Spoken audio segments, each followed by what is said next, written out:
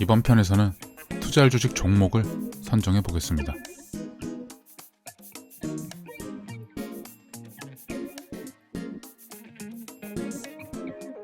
우리나라 주식시장에는 2,300여 개의 종목이 있습니다.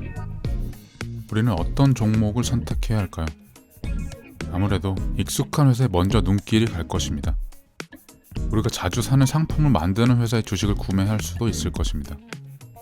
또 그냥 사람들이 많이 산다는 주식을 구매할 수도 있습니다. 물론 이렇게 주식 종목에 접근해서 구매하는 것 또한 어디까지나 하나의 종목 선정 방식입니다.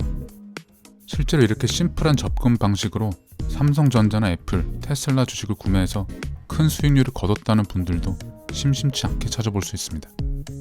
사실 수많은 주식들 중에서 좌고우면하지 않고 좋은 주식을 선택하는 능력이야말로 투자자에게 필요한 아주 중요한 능력일 것입니다. 다만 이번 편에서는 우리가 최종 선택을 내리기 이전에 주식을 선별하는 과정을 짚어보려고 합니다. 주식시장의 다수의 투자자들이 공통적으로 공유하는 선별 기준과 선별 근거에는 어떤 것들이 있는지 덧붙여서 간략하게 말씀드리겠습니다. 그리고 투자자들이 차트를 보는 이유와 차트를 보는 방법에 대해서도 말씀드릴 예정이니 꼭 끝까지 시청해 주시길 바랍니다. 생소한 이야기를 시작하기 전에 먼저 우리에게 익숙한 선택 이야기부터 하나 해보도록 하겠습니다. 우리가 과일 시장에서 과일을 구입한다고 해보겠습니다. 시장에는 딸기와 포도 그리고 망고가 있었다고 해보겠습니다. 우리는 우선 어떤 과일이 괜찮은지 살펴볼 것입니다. 물론 선호도도 반영이 되겠지만 꼼꼼한 분들은 영양소도 따져볼 것이고 신선도도 따져볼 것입니다. 우리는 심사숙고 끝에 망고를 골랐다고 해보겠습니다. 하지만 우리에게는 마지막 과정이 남았습니다. 바로 가격을 따져보는 일입니다. 그런데 망고 가격이 원래는 개당 5,000원이었는데 갑자기 망고가 너무 잘 팔리는 바람에 오늘 갑자기 개당 5만원으로 올랐다고 해보겠습니다. 그런데 바로 옆에 딸기를 보니 원래 한 통에 10,000원이었는데 특가 세일이라 한 통에 1,000원에 판매하고 있었다고 해보겠습니다. 이렇게 되면 우리의 최종 선택은 어떻게 될까요? 물론 우리가 주식으로 돈을 많이 벌면 망고 100개도 살 수 있겠지만 아마 마지막에 선택을 바꿔서 딸기를 구매하게 되는 경우도 있을 것입니다. 아니면 지금 구매를 미루고 다음에 망고 가격이 내려갔을 때 구매하게 될 수도 있을 것입니다. 주식을 선별하고 최종 선택하는 과정도 이와 비슷합니다. 투자자들이 주식을 선별할 때에는 먼저 이 주식의 근간이 되는 회사가 괜찮은 회사인지 살펴볼 것입니다. 회사가 괜찮은 회사인지 판단하는 근거에는 크게 두 가지가 있을 것입니다. 실적과 성장 동력입니다. 실적은 현재 회사가 튼튼한지 가늠해 볼 수 있는 지표입니다. 그런데 투자자들은 단순히 실적이 좋은 회사만 괜찮은 회사라고 판단할까요? 그렇다면 매년 적자를 기록하던 테슬라의 주식은 어떻게 그렇게 높은 가격으로 치솟았던 것일까요? 여기서 투자자들은 성장 동력까지 살펴본다는 것을 짐작할 수 있습니다. 성장 동력은 앞으로 회사가 돈을 잘 벌 수 있을 것인지 가늠해 볼 수 있는 재료입니다. 참고로 성장 동력은 모멘텀이라고도 불립니다. 성장 동력에는 수많은 것들이 있겠지만 정책도 하나의 성장 동력이 될 수 있습니다. 대표적인 사례가 유럽연합의 환경정책입니다. EU는 자동차 한 대당 연평균 CO2 배출량 상한선을 낮췄습니다. 그리고 초과 배출량에 대해서는 강력한 벌금을 부과하기로 했습니다. 산업적으로는 내연기관 차량을 교체해야 하는 상황을 맞이하게 된 것이죠. 이런 변화는 단지 EU에만 국한된 내용은 아니었습니다. 전 세계적인 움직임이었죠. 하지만 그렇다고 사람들이 차량을 사용하지 않을 수는 없습니다. 자연히 내연기관 차량의 대체제가 주목받을 수밖에 없었죠. 그 대체제가 바로 전기차입니다. 그런데 전 세계 자동차 생산량은 연간 9천만 대입니다. 만약 자동차 한 대당 평균 가격을 2천만 원이라고 가정하면 연간 자동차 생산 시장의 규모는 무려 1,800조 원에 달합니다. 단일 상품 시장으로는 스마트폰 생산 시장보다도 훨씬 큰 규모의 시장입니다. 이런 어마어마한 시장이 새로 열리게 되는 것입니다. 당연히 주식시장에서는 전기차 시대를 주도할 업체를 찾기 시작합니다. 이 과정에서 전 세계적으로 주목받은 회사가 바로 테슬라였던 것입니다. 여기에 더해 많은 전문가들은 이 성장 동력이 실제로 얼만큼이 실적으로 이어질지를 숫자로 계산해 봅니다. 그렇게 계산된 값들을 모아서 합치된 숫자를 다시 산출하게 되는데 이를 소위 컨센서스라고들 부릅니다. 예상 실적이 이 정도 될 것이라고 형성되어 있는 공감대라는 뜻이죠. 이런 예측 자료를 바탕으로 회사의 미래를 좀 더 정밀하게 판단하는 것입니다. 이렇게 성장 동력은 회사가 앞으로 유망한지를 가늠해 볼 수 있는 근거가 됩니다. 하지만 아무리 회사가 유망하더라도 현재 주가가 비싸다면 선뜻 구매에 나서기 어렵겠죠.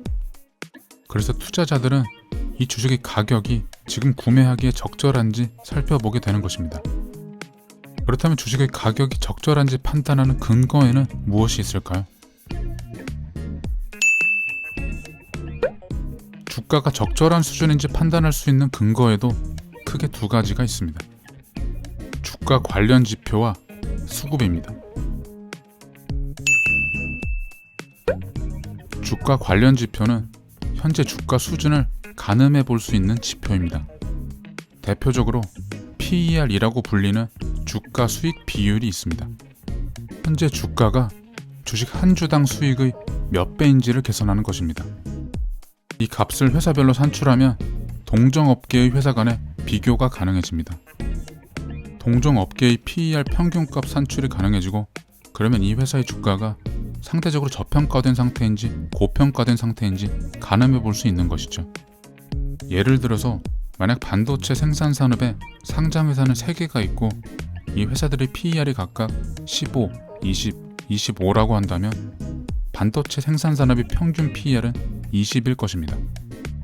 이렇게 되면 PER 15인 회사의 주가는 상대적으로 저평가된 상태, PER 25인 회사의 주가는 상대적으로 고평가된 상태라고 할 수 있는 것이죠. 이렇게 되면 저평가된 주식의 주가는 앞으로 오를 여지가 많다고 판단할 수 있습니다. 반대로 고평가된 주식의 주가는 곧 떨어질 여지가 많다고 판단할 수 있습니다. 하지만 현실이 이렇지만은 않습니다. 오히려 인기가 낮아 주식을 사는 사람이 적어서 저평가가 된 주식은 계속 저평가된 상태에 머무르는 경우도 많습니다. 반대로 인기가 높아서 투자자들이 계속 사는 바람에 고평가된 주식은 계속 주가가 고공행진을 하는 경우도 많습니다. 그래서 두 번째 판단 근거가 있습니다. 바로 수급입니다. 수급은 말 그대로 수요와 공급입니다. 주가는 결국 수요와 공급에 따라 결정된다는 점에서 이 주식을 둘러싼 수급이 미래에 얼마나 변할지 가늠해 보는 것입니다. 하지만 실제 미래 수요와 공급은 누구도 정확하게 알 수가 없습니다. 그래서 투자자들은 간접적인 방법으로 차트를 활용하곤 합니다. 대표적으로 이동평균선 차트가 있습니다. 이동평균선이란 특정 기간 동안의 주가를 평균 낸 값을 도표상의 점으로 찍고 이 점들을 이어서 선으로 그려내는 차트입니다. 5일 이동평균선이란 5일 동안의 주가를 평균 낸 값을 점으로 찍고 이 점들을 이어서 선으로 그려내는 차트입니다. 이평선은 5일선뿐만 아니라 20일, 60일, 120일 등 다양합니다. 이 차트를 활용해 수급을 가늠하는 방법은 예를 들면 이렇습니다. 5일 이평선과 20일 이평선은 각각 5일 간격으로 투자하는 세력과 20일 간격으로 투자하는 세력의 움직임을 반영한다고 전제합니다.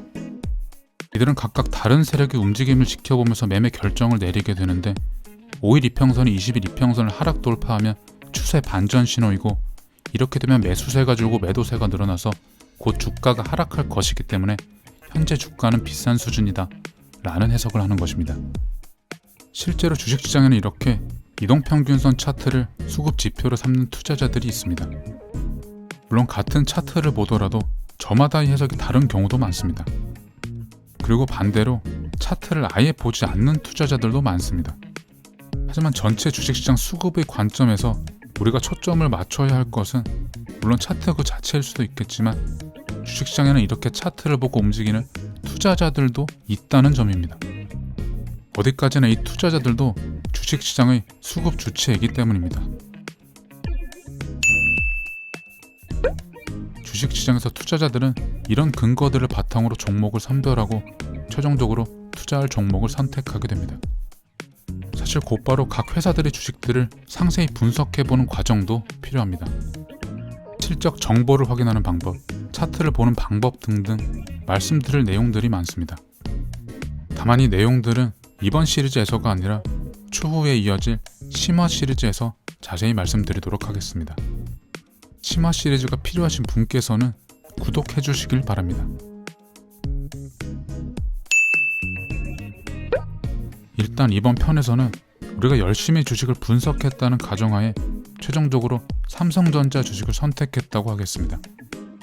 그럼 다음 편에서는 주식을 매수하는 방법에 대해서 알아보고 실제로 삼성전자 주식을 매수해 보도록 하겠습니다.